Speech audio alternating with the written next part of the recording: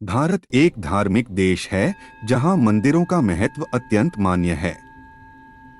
भारतीय संस्कृति में मंदिरों को भगवान की वास्तुनिष्ठ स्थानों के रूप में स्वीकारा जाता है और वे आध्यात्मिक और सामाजिक उत्सवों के केंद्र होते हैं।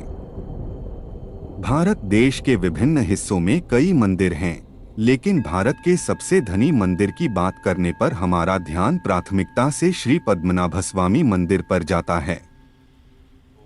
श्री पद्मनाभस्वामी मंदिर, जो कि केरल राज्य के तिरुवनंतपुरम में स्थित है, भारत के सबसे धनी मंदिर के रूप में मान्यता प्राप्त कर रहा है। इस मंदिर के प्रमुख देवता भगवान विष्णु के एक अवतार श्री पद्मनाभस्वामी हैं।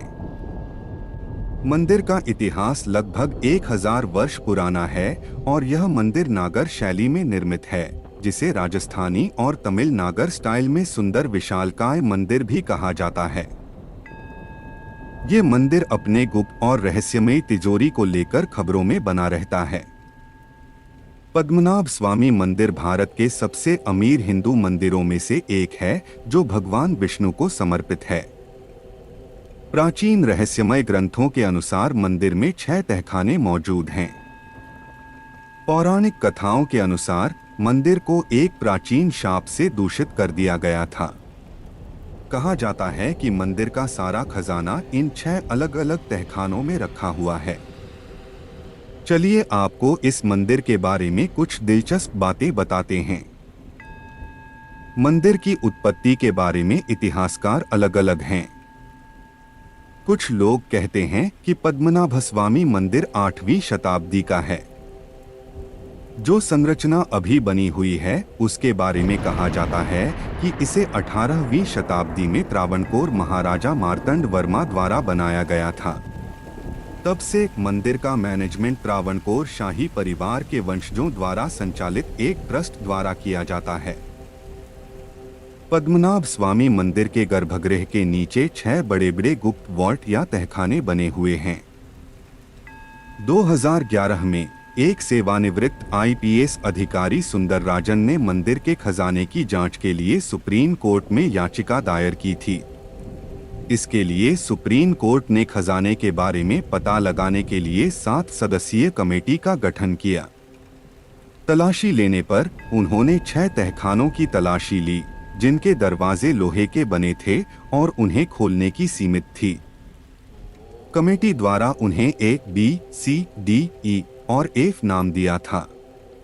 इन कमरों में प्रवेश करना एक चुनौतीपूर्ण प्रक्रिया साबित हुई, लेकिन जब उन्होंने बहुत मेहनत के बाद तिजोरी में खजाने की खोज की, तब उन्हें वहां हीरे और अन्य कीमती रत्नों और पत्थरों के साथ साथ 1 लाख करोड़ रुपए की कीमती धातुओं से बनी मूर्तियां और सिंहासन मिले।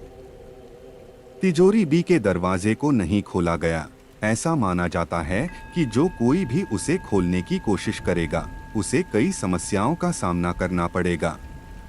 माना जाता है कि सभी 6 तिजोरियों में से चैम्बर बी भगवान पद्मनाभस्वामी से सबसे अधिक जुड़ा हुआ माना जाता है। तिजोरी खुलने के चंद हफ्ते बाद ही याचिकाकर्ता की अकस्मात मौत के बाद बदकिस्मती की यह धारणा और मजबूत हो गई।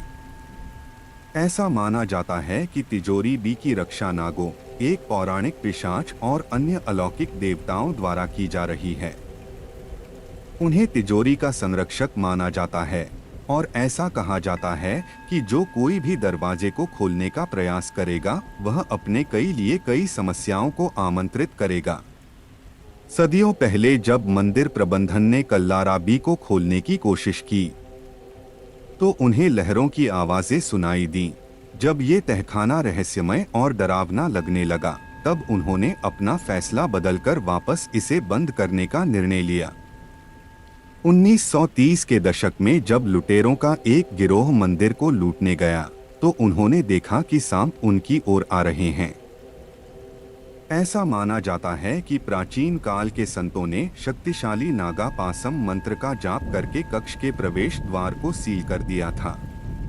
केवल सबसे सटीक समझ वाला पुजारी ही गरुड़ मंत्र का जाप करके इसे खोल सकता है। अब हम कल्पना ही कर सकते हैं कि मंदिर के अंदर क्या हो सकता है।